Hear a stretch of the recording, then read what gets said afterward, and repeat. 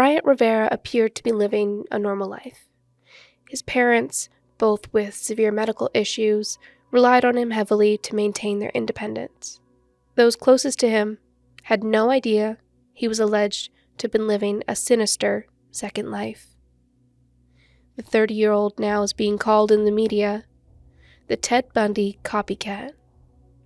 Bryant Rivera is being accused of multiple horrific murders in Mexico between 2021 and 2022. There are 3 women who've been able to be connected back to him, and all 3 women turned up dead. Let's get into it. It was on the morning of July 6, 2023 in Downey, California, when local and federal authorities arrested a man from the home he shared with his senior parents. Bryant Rivera was not being accused in California, but he was being charged with a crime in Mexico. He's being accused of femicide in Mexico. While not a common term in North America, femicide is recognized internationally by the United Nations as the most extreme forms of violence and discrimination against women and girls. Its definition varies across disciplines and world regions, but broadly captures the killing of women, primarily by men, because they are female. And in Mexico, it's considered a hate crime and is prosecuted as a hate crime. Bryant Rivera is 30 years old. He lived in Downey, California for most of his life. There's not much released about his life before being in the media for the killings, and he's reported to have lived with his parents, Candido, and his mother, Maria. His legal team have requested for him to be released on bail while he waits trial, based on the fact that he is the sole caregiver for his parents, who suffer from health issues, including diabetes. His father is also blind and spends most of his time confined to a wheelchair. Rivera has had a few jobs over the last few years, but at the time of his arrest, he was working as a delivery driver. His parents only speak Spanish and can't read English. Rivera has had no prior arrests or warrants in his name before his arrest. Reports have also stated that things in the Rivera household may not be healthy. Some media has gone on to say that Bryant was sharing a bed with his mother. After his arrest, his parents have said that they believe that their son is innocent. In an interview with the media, his father said that they would have to wait to see the evidence before coming to a conclusion of his guilt or innocence. Other reports have said that they will stand behind their son no matter what, and that they believe that he has had nothing to do with these crimes. They stand behind their son, and his parents depend on him. His sister has also spoken out, saying that Rivera is very needed by his family, and that the crimes he is accused of, quote, do not resemble the character of the boy that I grew up with.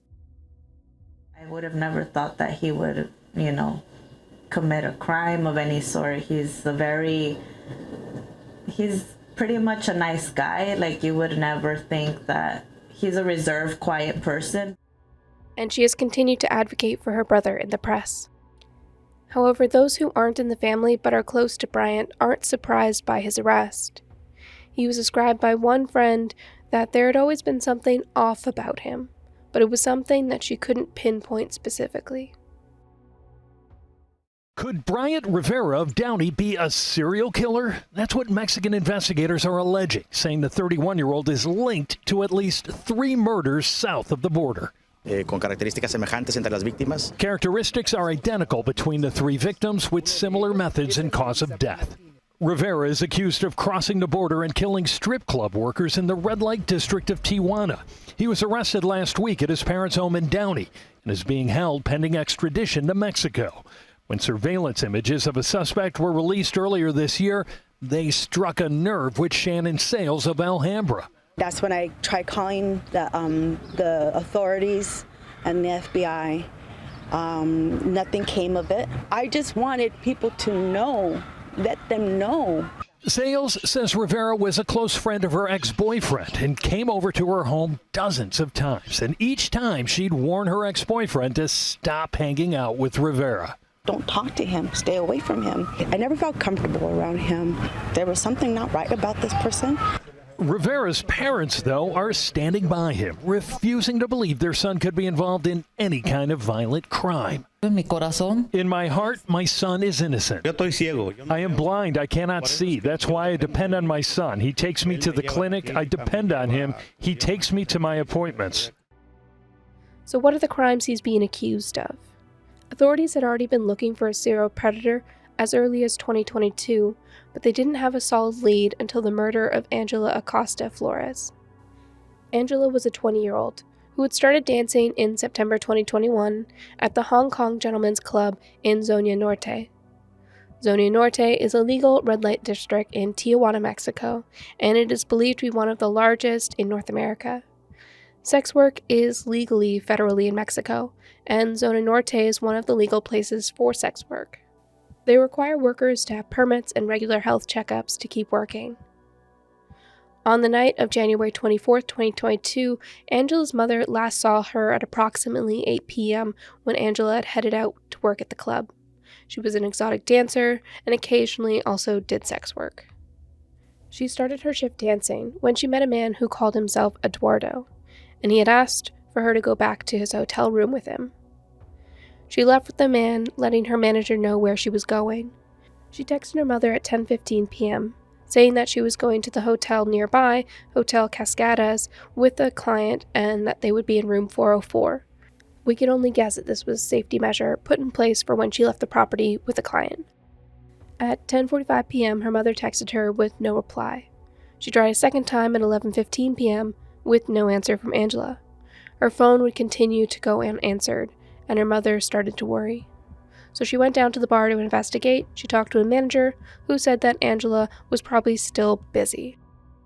Angela's boyfriend would get involved around 3 a.m. when he also went to the club. One of the bar staff told him that Angela had left with a gringo who was about 5'5" tall with a light brown complexion with a face full of acne scarring. They also knew him as Bryant Rivera from his credit cards and stated that neither had returned after they had left. The mother and boyfriend then went to the hotel, and they both felt that Angela was in danger and that she probably needed immediate help. The hotel staff, however, would not let them in the room to investigate, so they waited until noon the following day. Then, when an ambulance was called by hotel staff, a woman's body had been found. Her mother would use the Find My Phone app to track Angela's phone, and shockingly, the last ping for the phone was in Riverside, California. By the time Angela had been found, Bryant had already gone back to the U.S., crossing into the San Isidro point of entry just after midnight. The hotel was less than 3 miles from the border entry, so a 9-minute Uber or a 30-minute walk. Angela's mother would have to identify her on February 2nd, 2022. Angela was found naked in the room, and she'd been strangled and beaten to death. Authorities found video footage from the Hotel Cascadas that showed Angela entering the hotel with a man just shortly after 10 p.m. Once they entered the elevators, Angela was never seen on the cameras again. Authorities found the name attached to room 404 was a man named Eduardo, the same name that he had used with the dancers at the Hong Kong Gentlemen's Club. Mexican authorities would later believe that this man was Bryant Rivera. The same man could be seen leaving the hotel an hour and a half after arriving with Angela, but this time he left alone. Tijuana is right next to the California border, and it would have been easy for him to get to the crossing in such a short time. Authorities believe that he must have taken Angela's phone with him, which would explain why the mother detected her phone over the border. No report has come out on whether the FBI or other officials have recovered her cell phone. The investigation would find similarities to a victim that was found in a dumpster in September 2021, but not many other details of that victim, including a name, have been released. She's been reported to have worked at the Hong Kong Gentlemen's Club for a short time, and Rivera may have been a client of hers, or she may have had a date with him in August 2021. It is believed that Rivera returned to Mexico in February 2022 and committed another murder. This time, a woman named Elizabeth Martinez Cigarroa, a 25-year-old exotic dancer and sex worker who was also said to have worked at the Hong Kong Gentlemen's Club and has reportedly been on a date with an American on Valentine's Day. Police believe Rivera is this American man. Elizabeth was found in the back of her Jeep on February 17, 2022. She'd been strangled and beaten in a very similar way to the other victims. It is unknown when precisely the Mexican authorities discovered that Rivera may have been involved and that he lived in California, but his arrest warrant in Mexico was issued in November 2022, and January 2023 was the first time it was asked for by Mexican authorities to look for the man in California. Before Rivera was identified as a suspect, Mexican authorities in a press interview labeled this killer as a serial killer similar to Ted Bundy. Ted Bundy, of course, is a well-known American serial killer who kidnapped, sexually assaulted, and murdered dozens of young women and girls. He was active in the 1970s with 20 confirmed killings. After years, he confessed to 30 killings before he was executed by the electric chair in 1989. His exact number of murders is still unknown. A fourth victim is also now being investigated to be connected to Rivera. The Mexican authorities have only said that they are now investigating a fourth victim and that there could be potentially many other victims with a similar cause of death. All the women were exotic dancers who worked as sex workers in the red light district. They were all strangled and beaten and had sexual intercourse shortly before their death. Up until this point, there had never been any reports that any of the women were sexually assaulted. American authorities have also revealed that they did find evidence in the home of Rivera when he was arrested, including a hotel receipt that matched the hotel and time that one of the victims was killed. He also shared detectives seized multiple items from his home, including a receipt from a hotel on which the date and location coincided with the death of one of the victims. And Carpio added a few personal details about Rivera, including that the 30-year-old had an unusual relationship with his mom and would often sleep in the same bed as her. U.S. authorities arrested Rivera early Thursday morning at his mother's home in Downey, north of L.A., where he was living.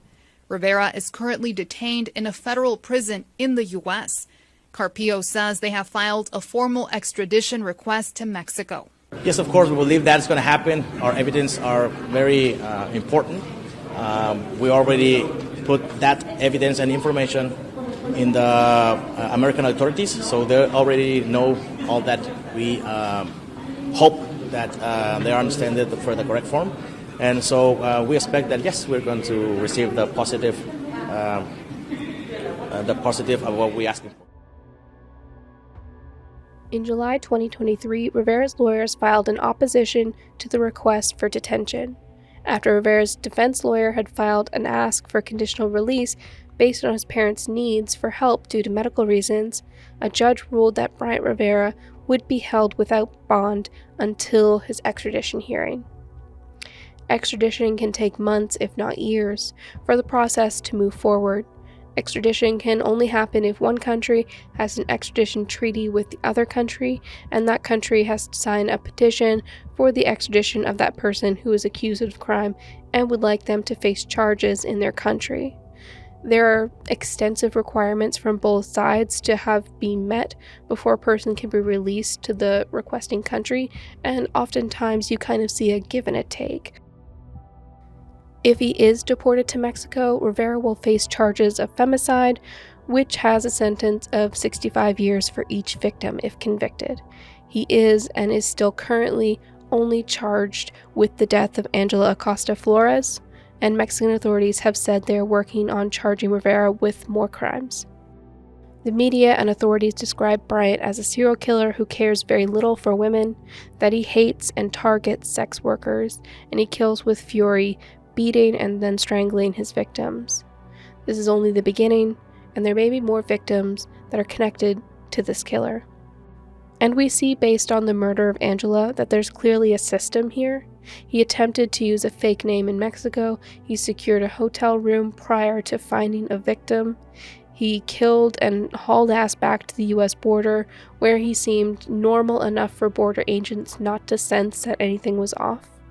When he went back to living with his parents, working as a delivery driver, while his victim's mother was still trying to call her phone to locate her daughter. This is clearly a calculated and planned attack, and with this level of confidence, Angela is very unlikely to have been the first. So what do you think? Is Bryant Rivera guilty? Let me know in that comment section down below. Do you want me to keep following this case as more comes to light? Any trial will likely happen in Mexico, and I don't believe it'll be broadcast, but I'll keep my eye out for any updates. And if you see anything you want me to cover next, let me know. But that's it for me. Thank you so much for being here and supporting what I do. I'll see you on the next video. Stay safe out there. Goodbye.